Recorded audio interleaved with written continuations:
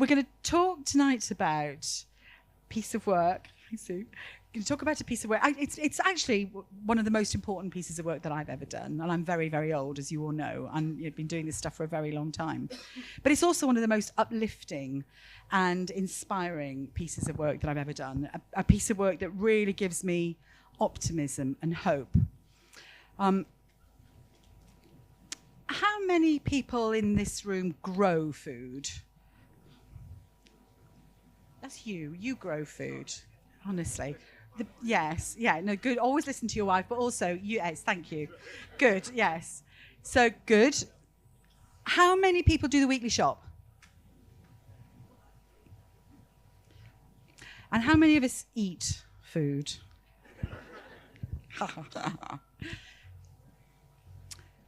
So the reason that we undertook this project, the food conversation, was because we, along with our pals in the campaigning world, were hugely, hugely frustrated that for all the work that we were each doing, that we were doing ourselves, that campaigning organisations were doing, even the government's own national food strategy was just failing to have any impact at all.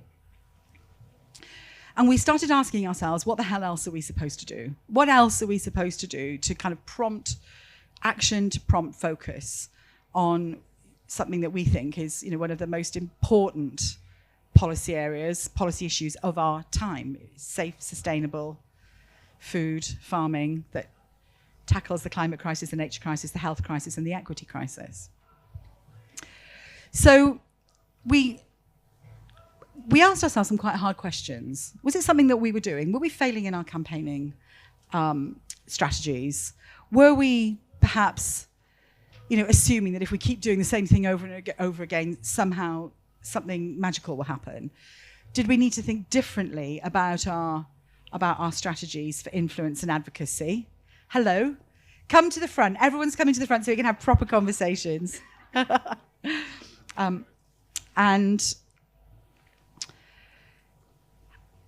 what we realised was that one of the reasons that government and sometimes business gives over and over again for their decisions not to act on all of the research, all the recommendations, all the reports that we keep producing for them was because consumers don't want it.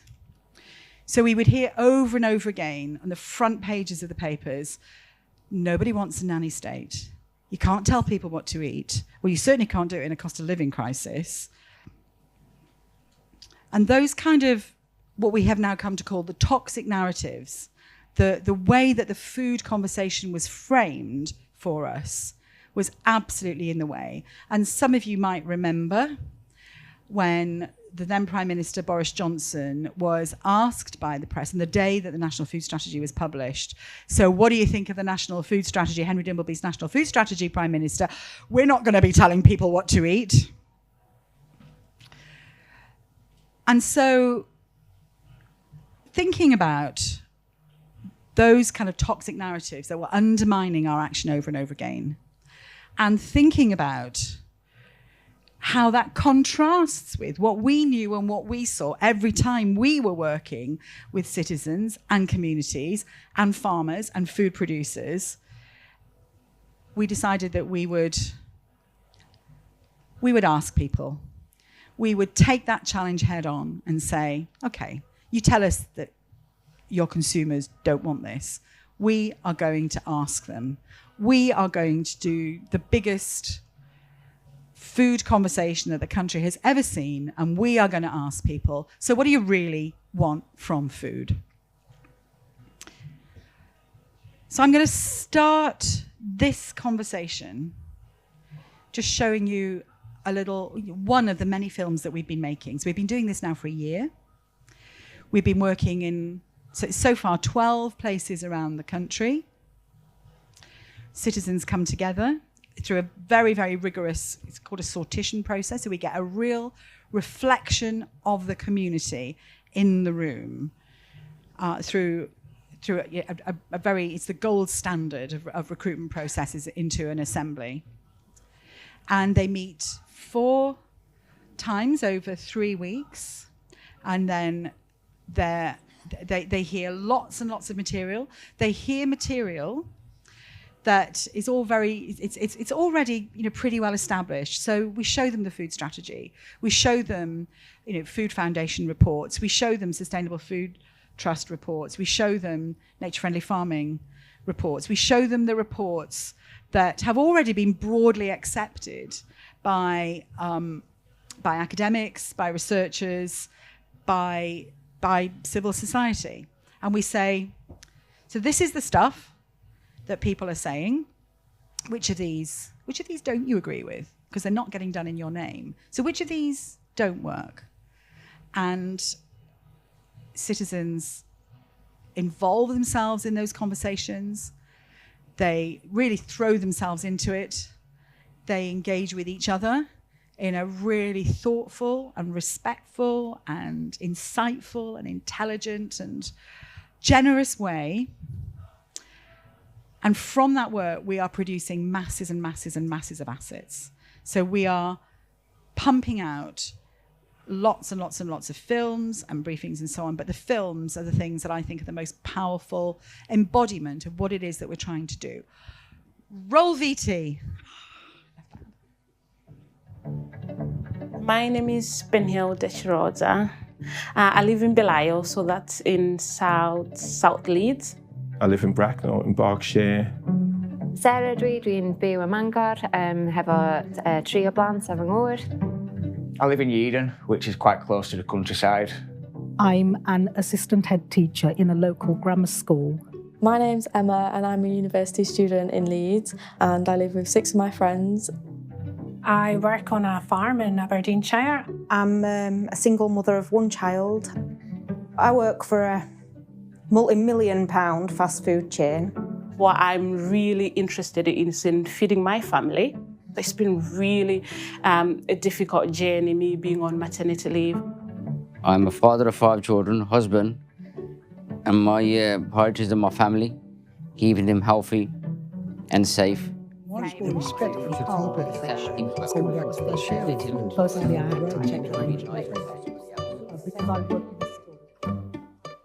was great to have so many conversations with people from different backgrounds. I've gone through the whole gamut of emotions. Horrified, actually really shocked. I now kind of look at food in a little bit more different way. Food is connected to so many of the problems we're facing. We should be looking at it from a broader perspective than it's just something to stop the hunger. It's starting to fit together, but now that I know it's also impacting our environment quite a bit.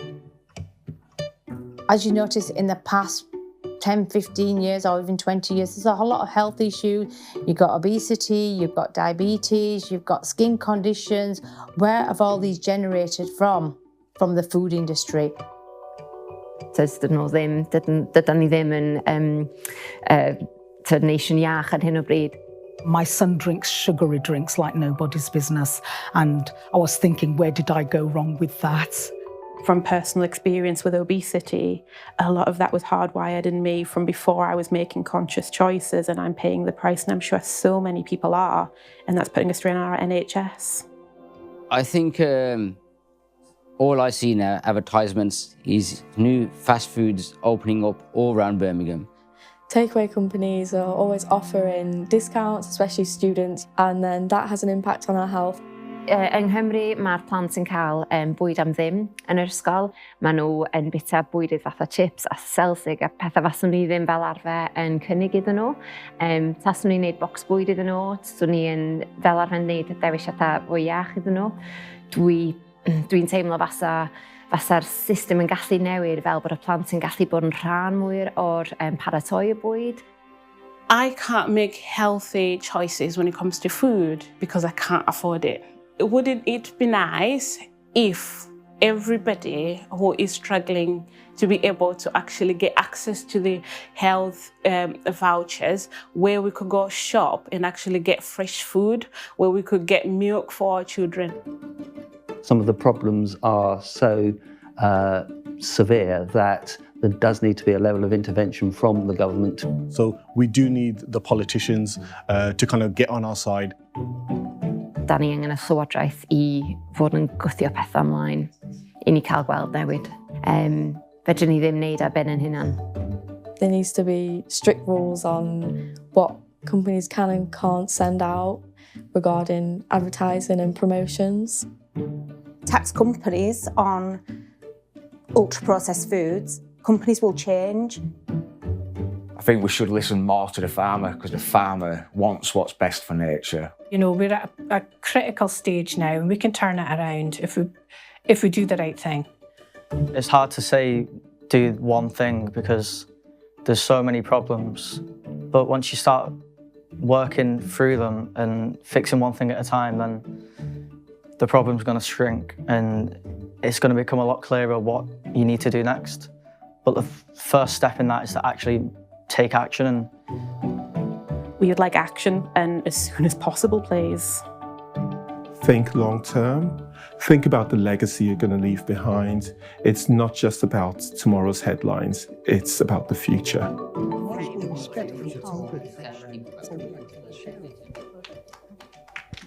Thank you.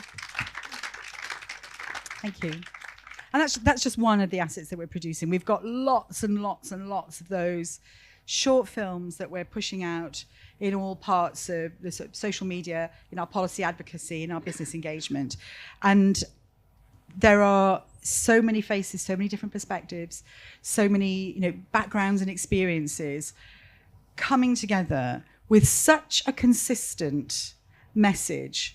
One of the polling companies that we've worked with, More in Common, has said they have never seen such consistency on any policy issue, not even, it's up there with the NHS.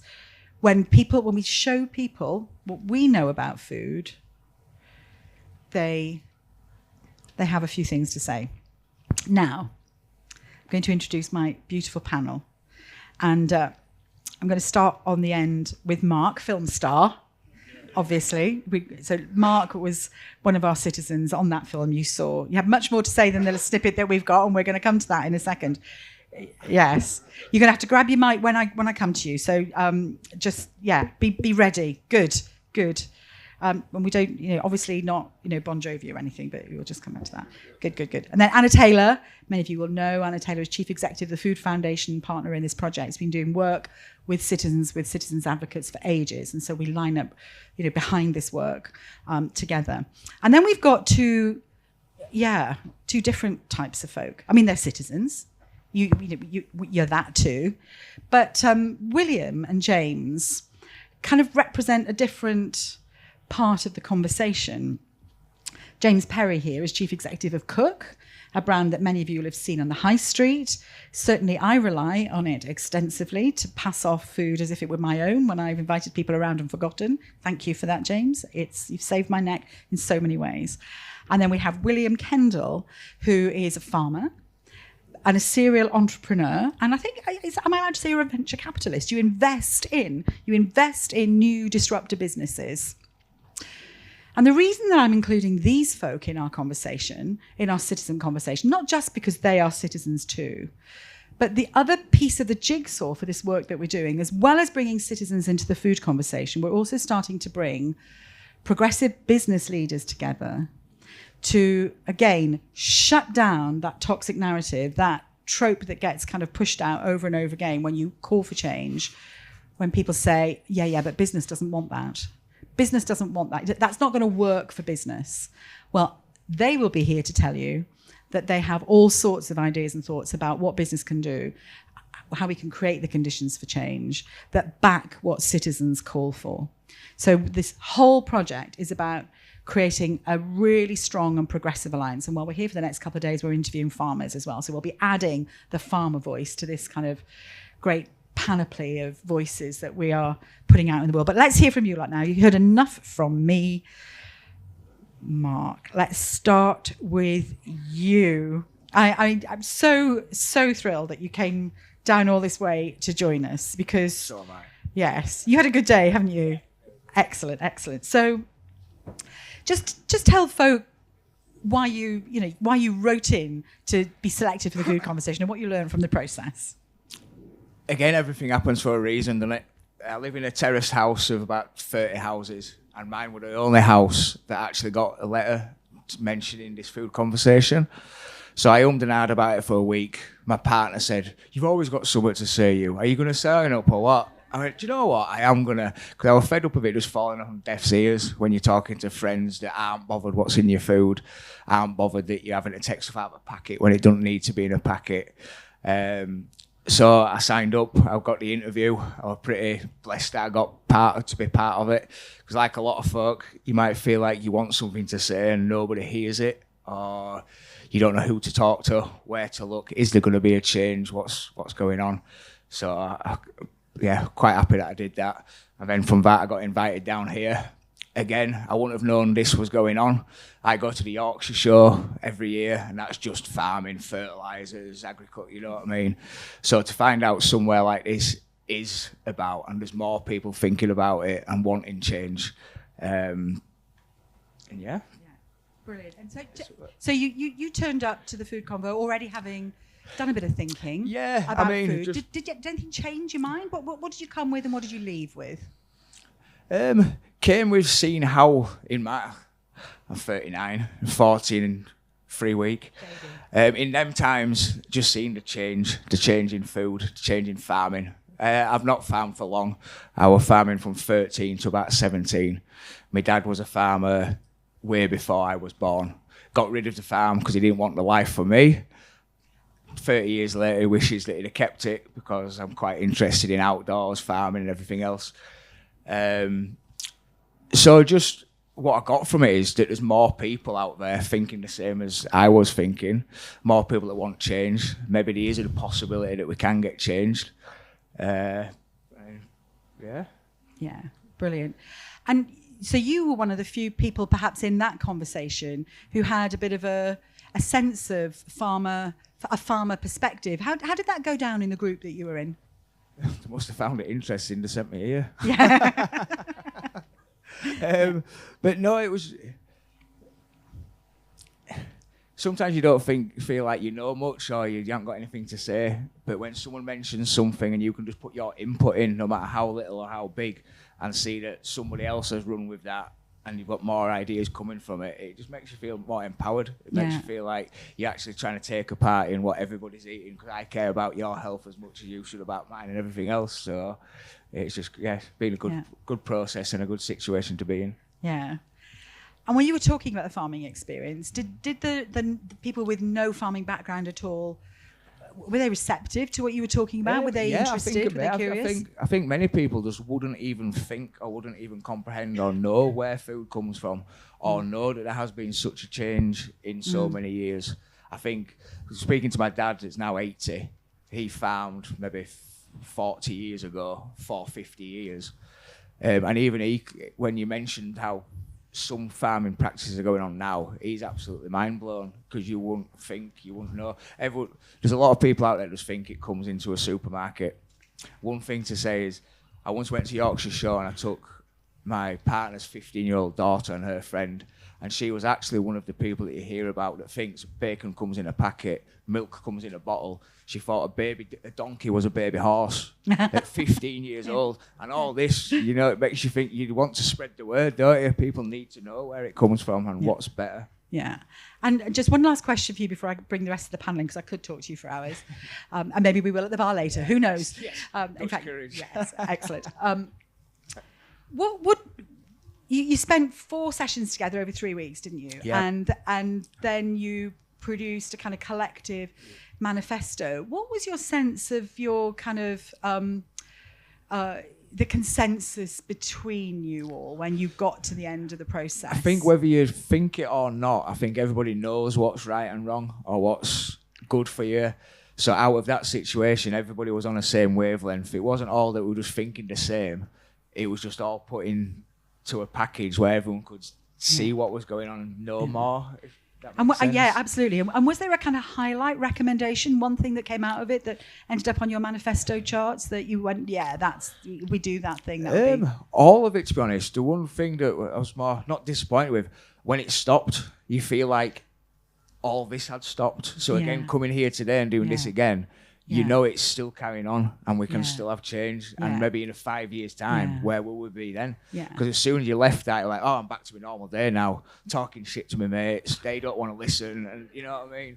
So it's nice to know it's still carrying on, and we Yeah. can make change because Yeah. we are the people out here. And You know, we're putting WhatsApp groups together. There's going to be a WhatsApp group. There's going to be all sorts. That'll be good because all it takes is one person to say, right, well, I've got this. Do you want to come help me do this? Should we do this? And it Yeah. keeps the process going, doesn't it? Yeah. Brilliant. Thank you, Mark. Thank you. Brilliant. So I'm going to come right to the other end of the spectrum now, and I'm going to pick on you, James, because you are at the other end of the spectrum, a business leader, a brand.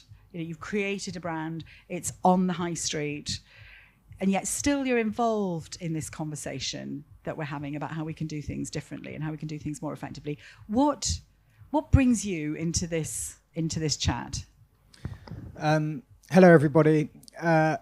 Well, actually, I think that we are down the spectrum, but I think there's quite a lot more of the spectrum. We're not a multinational food conglomerate, so I think I just in the spirit of authenticity. And my role is, I'm not chief executive, actually, that's my brother and sister.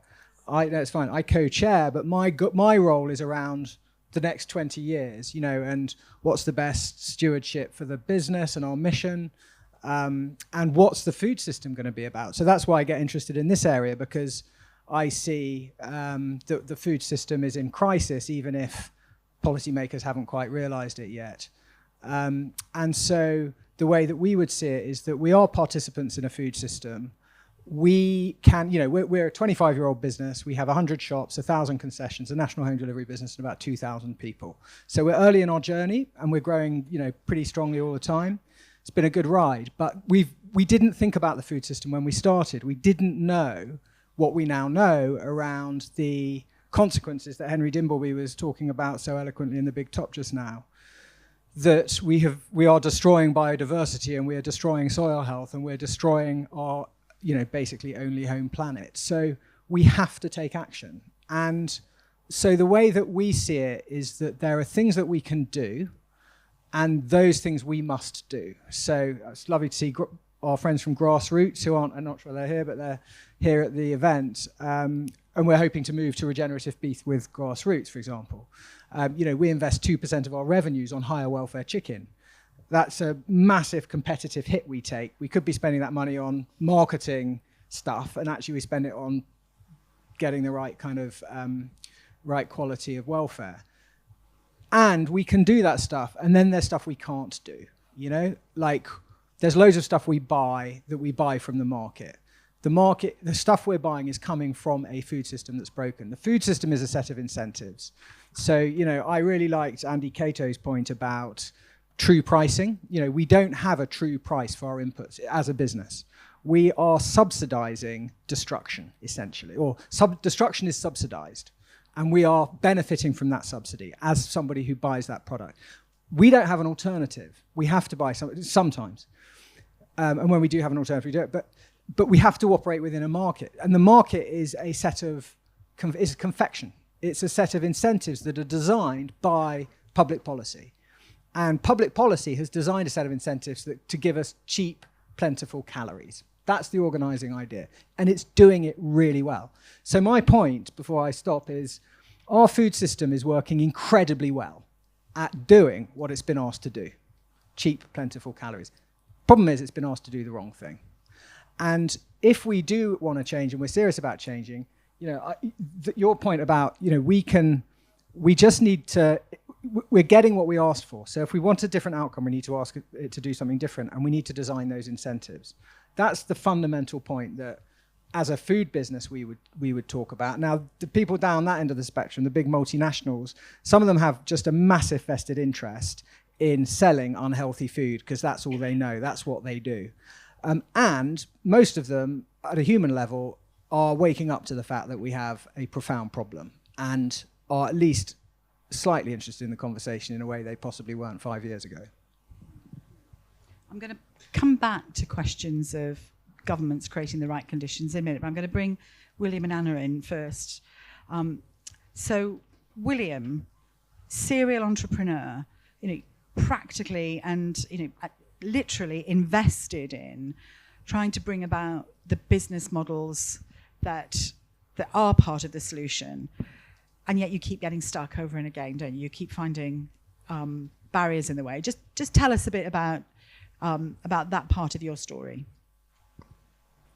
Yeah, I mean, I don't keep finding, but I mean, there are ways through them, but it could be easier. It could be easier, and I mean, I thought I was going to be a politician when I grew up, and I thought politicians were good people who delivered wonderful change, and I always and then I realized, well, I don't know, I think I probably realised now that doesn't really work, and it's not the politician's fault particularly, maybe it is.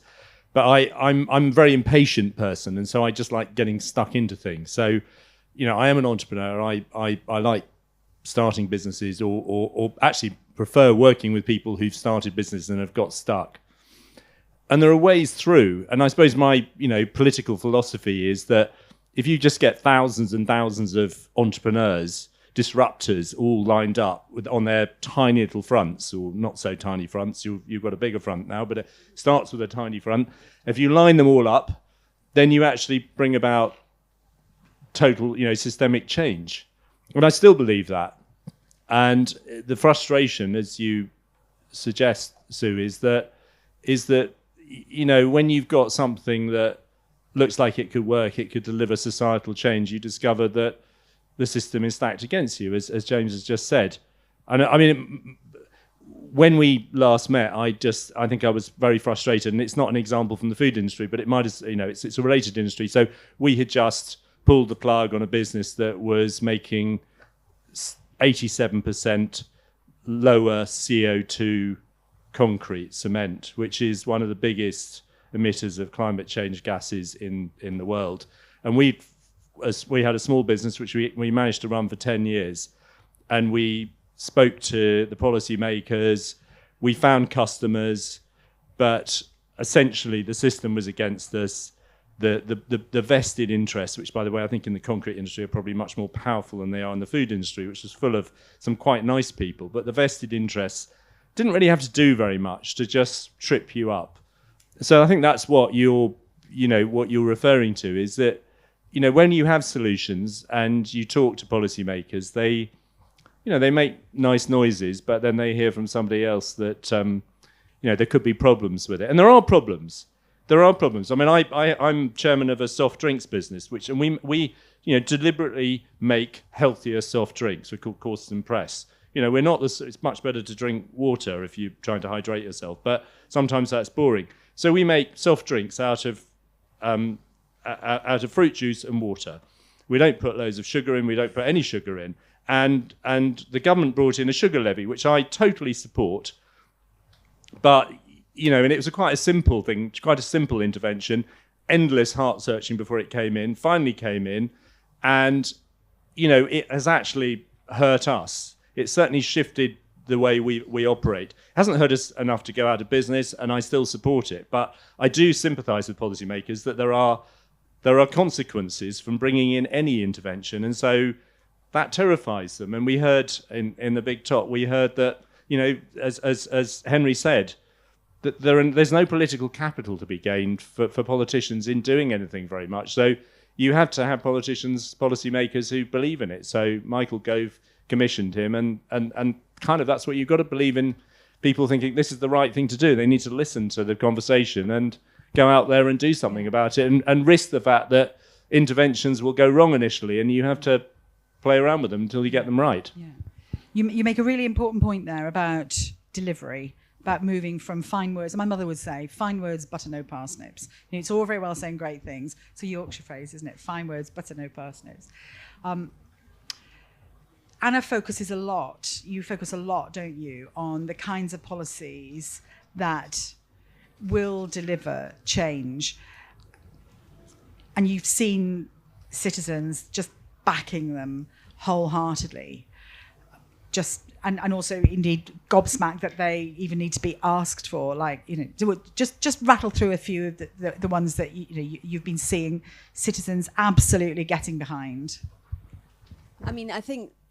Hi everyone. I think the probably the most obvious place to start with that is all on the sort of marketing and advertising of foods which are really bad for you or particularly bad for kids. And when parents, I mean, we actually saw it in one of the women on your film who said, my son drinks loads of soft drinks and I don't quite know how that happened, So parents who find themselves in a situation where their kids are eating in a way which they just think, this is not how we eat at home, this is not what we kind of have taught our kids to like, but yet they're in an environment where this is a normal way for them to eat. And so parents, very, very quickly when you talk to them, they're like worried about what's going down their kids' phones and that all of this, what the YouTubers are telling their kids to eat. That whole environment around sort of digital marketing, which has become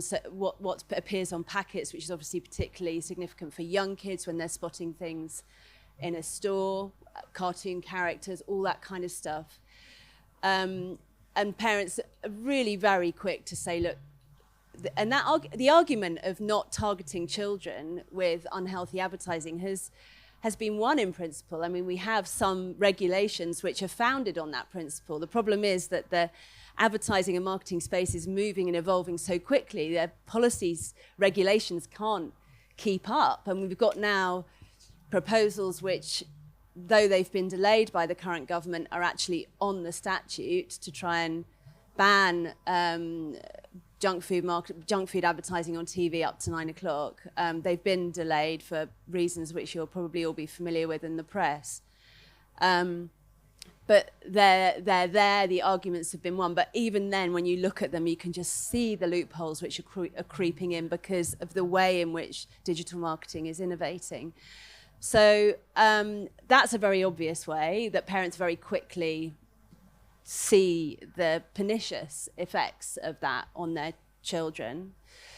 But I think there are very many other ways when, so we talk to people a lot about the relative price of healthy and unhealthy foods and how people what people can afford to buy. And this sort of problem that we've got with the wrong things being cheap and the good things being out of reach for many families, and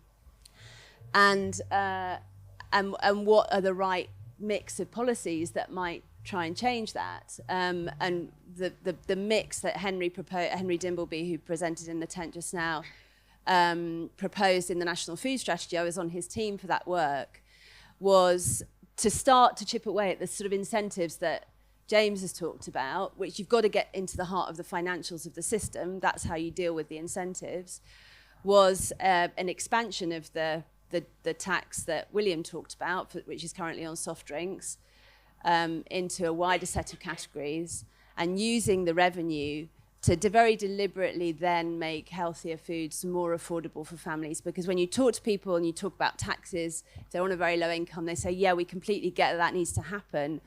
But at the same time, if you're not going to make healthier food more affordable for us, you're putting us in an even bigger bind. It's like, so that's that whole idea of thinking about policy in a way which allows us to change the balance of prices is really at the heart of when you talk to citizens about healthy eating. That's where they very quickly go to. Yeah, thank you.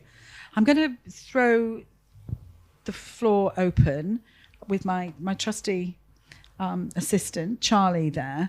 I hope what you're seeing is both as an advocacy tool, but as a process for building a movement for change, what it kind of looks and feels like when you see citizens and campaigners and business people lining up behind it. But questions? Have you got one at the back there? Charlie, sprint to the back. That's not sprinting. The guy there with the green shorts. Yeah. Hello? Yeah, it works. Hello everyone, have you had a good day? It's been amazing. My first time at Groundswell, and within the first 45 minutes it was worth the £280. It's amazing. So yeah, down here in Dorset we're planning to do a citizens assembly or a jury on delivering nature recovery for wildlife farming and people. And it's the people aspect that hasn't been won over. Farmers see the benefits, conservationists see the benefits, but the local people are divorced in the landscape. They're not receiving any of the benefits.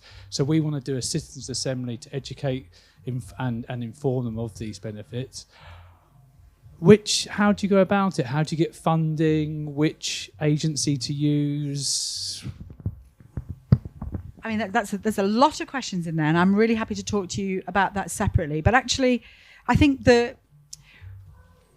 I said at the start, the food conversation goes through the doorway of food because everybody can connect to food. Everybody in the room, everybody that joined Mark, that was all at the other gatherings, knew that if they turned up, they could contribute something because we all eat food. We all have skin in that game. And it was through that conversation, through that doorway, that I think you were then able to talk about things like impact on nature and impact on climate and impact on health. So for me, the first piece, and say, Mark, if this worked for you, when you invite people in to talk about a thing that they know they can contribute to, it opens up all sorts of other possibilities. Would that be fair to say, Mark? Yeah, Yeah, I think so. I did have a question for yourself. How did you come about with the people that you wanted to start this up or go to where you want to go? So you say you're wanting to do this assembly thing. Who is that? Do you and a group of people just sit down and think about it? Or? So we've been asked by a partnership of landowners, conservation groups and farmers to represent the community. We're only a very small group that was just interested in sustainability and good food. And they've just said, no one is representing local people. So can you go forward and do that? Because we can't represent local people because we're farmers, we're large organisations like the National Trust. It's not our role to do that. So we're being asked. Right. Really, really happy to chat to you about how we went about designing our process to see if there's anything that's helpful. You say food, we keep pushing. We want food to be the vehicle for this, but the conservation groups want wildlife to be the vehicle. But people don't. What you're asking me, they all sort of connect, don't they? But the initial one is everyone can say something about food, and it's not long before food is nature, is health, is everything else, and it's all connected into it. Yeah. You start where people are. That's the first principle. Start where people are. And people don't feel they have to be experts. Charlie, you're going to have to run all the way around.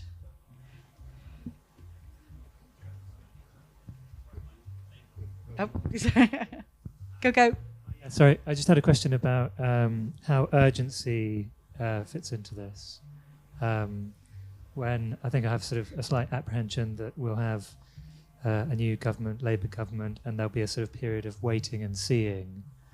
And the extent to which we need people to be empowered, and that takes the sort of urgency out of it. So I wonder how urgency fits in. Thank you. Anna, go on. I don't think I fully caught your question, but is it about a pace of change and in a context of a change of government?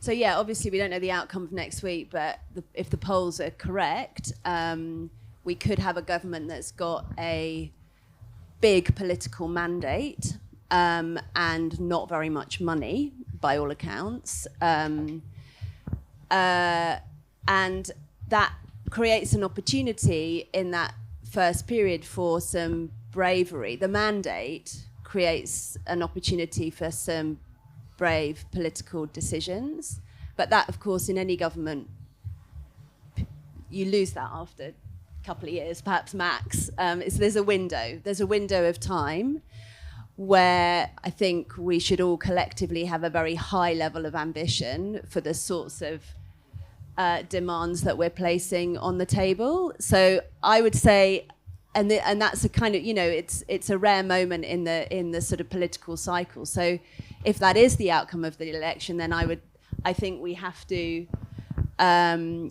be more organised than ever in getting the policy asks on the table in a kind of clear and coherent way. I mean, involving citizens in that process is, of course, key, and finding ways to use all the work that you're doing, Sue, to embed that in the policy-making process is vital. Yeah. But there is a question of sort of speed and opportunity, potentially. I mean, who knows, but potentially. Yeah. And I want to pick up to that money question. We chatted about this, didn't we, this week already? So I'm as you probably have already been able to tell, I'm obsessed by narratives, the things that we talk about, the things that shape what we talk about. And there's a really, really strong narrative now shaping government ambition that says there is no money. And yet the food sector is worth £8 trillion. There's plenty of money in the system. It's not doing the right thing in the right way, and it's not lined up. So if you two were, if we brought you guys in to a meeting in the Treasury, if we were to say, look, citizens want this, campaigners want it, that excuse, there's no money, how would you confront it with your particular insight, your business perspective? William, you go first, then we'll come to James. Well, I mean, it's a big sector. I mean, it's not hugely profitable, but actually the profits of food, the amount of money that goes, from profits of food is dwarfed by the costs to the NHS of bad food. So you can see the framework for a policy change saying, well, you're going to have to start paying, your food is going to have to start paying for the costs to the state of the NHS. But I think it's very complex, all of this, and it was interesting, Henry, we keep referring, if you didn't go to the Big Ten, but it's quite interesting that Henry sort of kicked the whole health thing into touch. Because, we've got two issues here. One is, how do you reward farmers, which is what he was talking about, to grow better food. And then we were talking about, how do we make food cheaper for people who can't afford good food? And they seem to be quite contradictory. I don't think they are. But I think there is a fundamental thing, which is, how do we get more people to cook from scratch? A lot of you're making, you could argue, treats, or I've just come from a board meeting of a very large business that makes food. This is a treat. I mean, a lot of it's probably not very healthy, but they're not trying to force it down everyone's throats. And I mean, you could blame them for being part of the problem, but they are actually, I think they're, in a way, they're irrelevant to some of this. I think there is plenty of money in the system, but we need to work out, how do you get people, particularly the people who are eating the worst food, to eat more from scratch. And I think that could be taken from sugar levies and from taxing UPFs and all the things like that. I don't think we need vast sums of money to actually focus on that specific issue. And let's not get too caught up in the fact that there are, too many, people are eating bad food on Friday nights when they go to the pub. That's not essentially the problem. If that's all they're eating all through the week, that's the problem. What's your perspective on this, James? Well, I think I agree with William, but I might put it slightly more bluntly. I mean, I think the state is a total mug, because it's allowing these companies, it's giving them license to operate, and it's actually making it easy for them to operate, whilst making its population incredibly unhealthy, which causes a crisis in its NHS. And it doesn't matter how much money you put into the NHS, and I understand there's quite a lot of efficiency issues in there as well, but actually the problems are just metastasizing, and it's driven by, to some extent, or to a large extent, diets. So, and the state's just letting that happen. The state can change the rules. It can change the incentives in the system. That's its job. So to your point at the back, when you talk about urgency, my problem really is that the government, the design of our politics is oppositional. It was designed in a 19th century, it reflects a 19th century consciousness of kind of winner takes all, I win, you lose. That His Majesty pays for an opposition. I mean, if I had to pay for a shadow board in my company to take pot shots at everything the board was doing, and all the management were listening to it, no one would know what to do. It would be chaos. No wonder we're confused, because our system is designed basically to stop things from changing, and it's really good at that. And so to your point, I mean, I think the solution is people like, I mean, honestly, it's 60 million people like you who all care.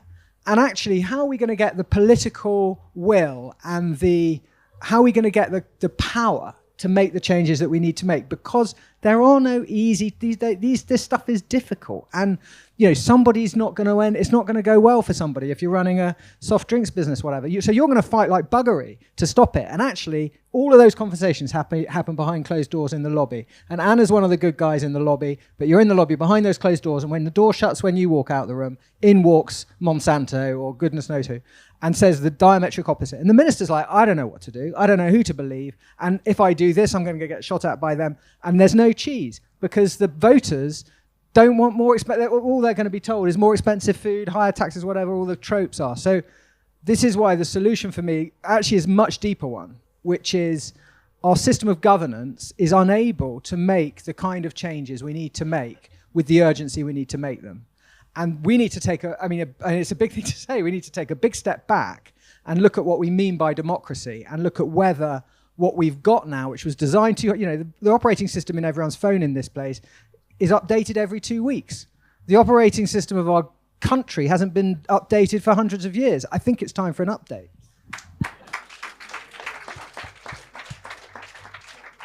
We're going to take one more question. Oh, person's got the mic. Go on. And I might like to take a question from a woman before the end. Sorry, I'm not a woman, but anyway. Can I ask James Perry a follow-up? You are now in a lot of sort of mass market shops, including the Co-op, I understand. And in your interactions with them, are you able to have any explicit or implicit influence over their policy of selling Kellogg's Frosties to people in the same shop where you're selling your good stuff? Short answer, no. And why not? Well, because they just don't take kindly to being told how to run their business.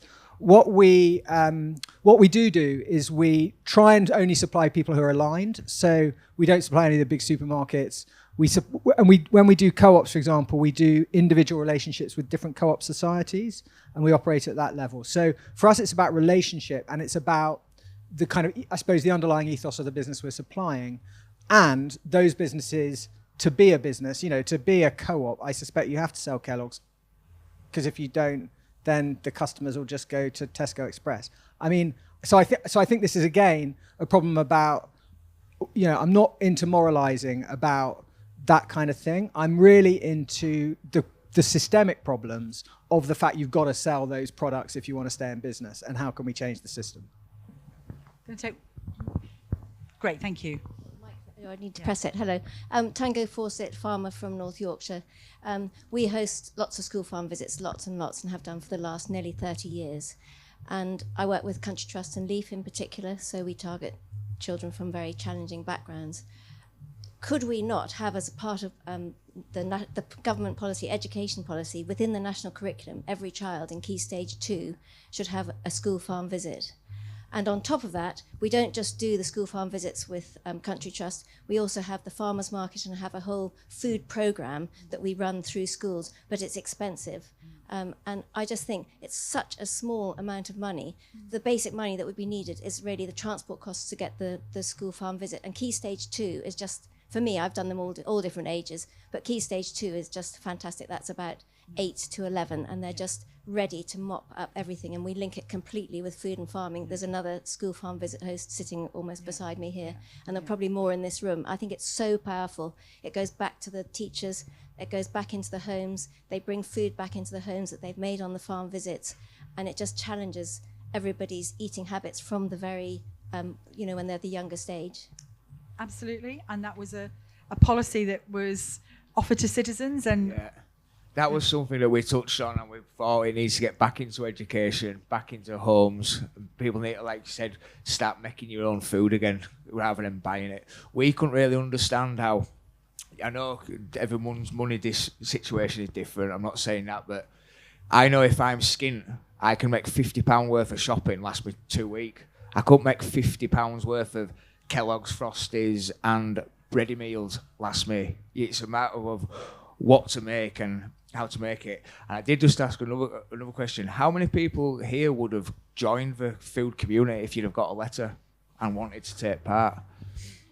How many letters actually got sent out for what I applied to? Do you do that? 20,000. 20,000. How many people actually? Well, we have a 10 to 15% response rate, which is very so high. Is it a good idea to have something advertised like that at somewhere like here? Then everybody would take part. Well, funny you should say that, because on that screen there, is our next phase. So I'll quickly plug that then, and I'm going to come back to you for the big ask for policy. So prepare yourself for the question that says, for the next government, what was our big ask?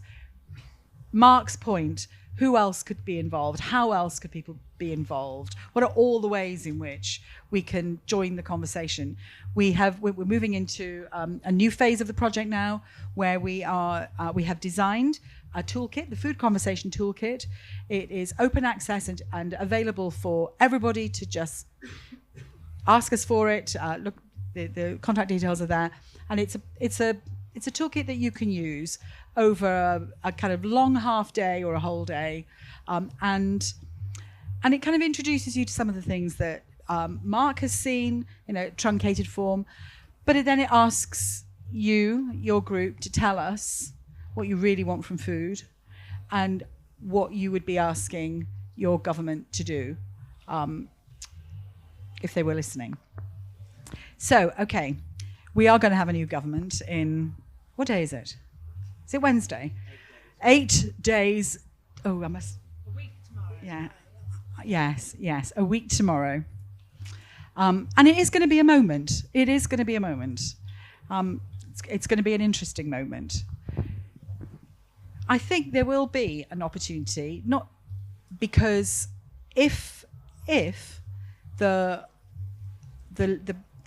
majority is as big as polls suggest it might be, there are going to be a lot of young, energetic, engaged MPs coming into Parliament who want to do things and who want to do things for their constituency. They want to show that what they're going to be doing in Parliament has an impact in the places that they represent. So I think reconnecting MPs with their places could be a really powerful tool for this. But that's my thought. James, what would you be saying? So who would you want to talk? Which minister would you want to talk to first? And what would you say? It's not my jam talking to ministers. I know that I'm going to be very quick because I know it's beer o'clock. I think that if I was to ask them to do one thing, I would ask them to create some sort of independent forum to generate a national food strategy and a plan for executing it with real authority. And I'd appoint someone like Henry to run it on the basis he's done it before and he knows what he's talking about. Thank you, James. William, who would you talk to and what would you say? Well, I don't know. Henry told us at the last session who to talk to. He sounded very optimistic about Wes Streeting and Daniel Zeichner, and they sound like they're supportive. I mean, as James says, we've got a strategy. I mean, if you want some early policies, I would extend the sugar levy, and I'm shooting myself in the foot as a healthier soft drink maker, but actually, it's working fine for us now. These things are always painful. So, we need to look for sources of revenue which don't have unforeseen consequences, and there's not much money around. So we need to tax the things that we know are easily taxable. Tax sugar, maybe there's a few other things, UPFs, harder to work out which UPFs you really need to target. But we need to get a pool of revenue. And to my earlier point, we need to work out, there are people doing amazing things around the country on getting people cooking from scratch. Like you just said how much money you can save from cooking with basis. I'm seeing this again and again. It's not a quick fix. You can't do it overnight. But rolling out a program across the country, getting people to cook from scratch, it's brilliant. It doesn't cost very much money. It's really exciting getting people to cook from scratch, and they save loads of money, and then they can invest it in all the other things. So that's effective, and you don't have to worry about people sort of slamming you for getting it all wrong and unforeseen consequences. So easy win. Yeah, thank you, William. Anna.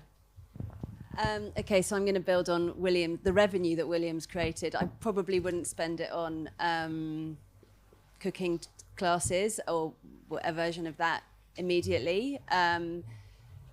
part of that, my rationale for that is that while obviously I love cooking from scratch, and I wish that it was, that lots of people could enjoy that.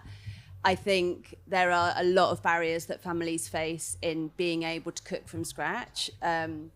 Time, kitchen facilities, a whole stack of things which get in the way of, and there's also a very strong gender dynamic to this challenge. One of the reasons why we're cooking a lot less from scratch is because many more women are in the workplace. So there's a kind of complex set of issues around cooking from scratch, which we do need to get into. But my priority with the revenue would be to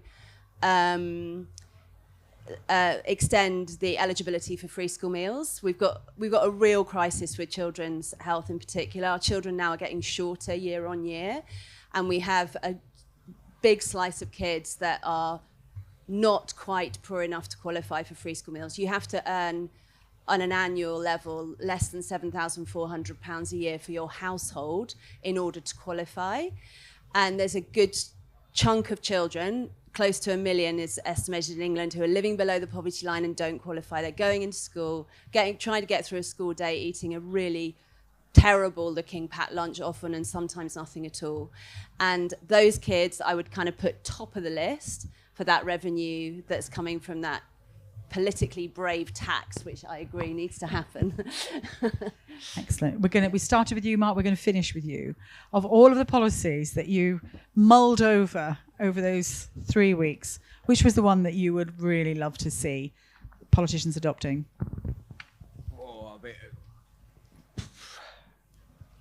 So many of them, really. Sorry, I can't really answer that one because I can't really think back to all the policies. But with the money side of things, and when you were just saying, could you not put that into education in schools though? Because once kids grow up learning to love, male or female, learn to love cooking food, do they not go home like I did? Can I cook this tonight, Mum? Can I do this tonight, Mum? And then it spreads from then on. So I think education is a big thing for that. Yes. Yeah. Brilliant. Thank you. There are lots to choose from in the work that people have done, and it's written up extensively, and you can take a look at it on the website. There's a lot to do. There's a massive, massive amount to do, and none of it is easy. One of the things that I found really inspiring about working with citizens is that they absolutely recognise that. When you ask citizens, when you ask people, how do we solve these really complex and intractable problems, they get that it's difficult. And that young man in the film earlier, do you remember him? Probably one of the youngest participants in the whole series, said, look, we know it's hard. Don't ask me to do just one thing, because we need to do so many things, but we've got to start and we've got to take action. And I think what we are doing, and what I hope we are all doing in this brilliant Groundswell event, which has grown so much in the last 8 years, is build a movement for change. Working together, aligning behind the principle of change, blocking off, shutting down the objections to change, as well as lining up behind what we want to see, how we want to see things differently. I don't know another way of going about it. So thank you, all of you for turning up. Thank you for showing up in our movement for change. Thank you for being here when you could have been drinking beer. I'm not sure if I would have done, so I'm really, really grateful. And please be in touch. Please come and grab a toolkit online, and be in touch. Tell us what you think. Thank you.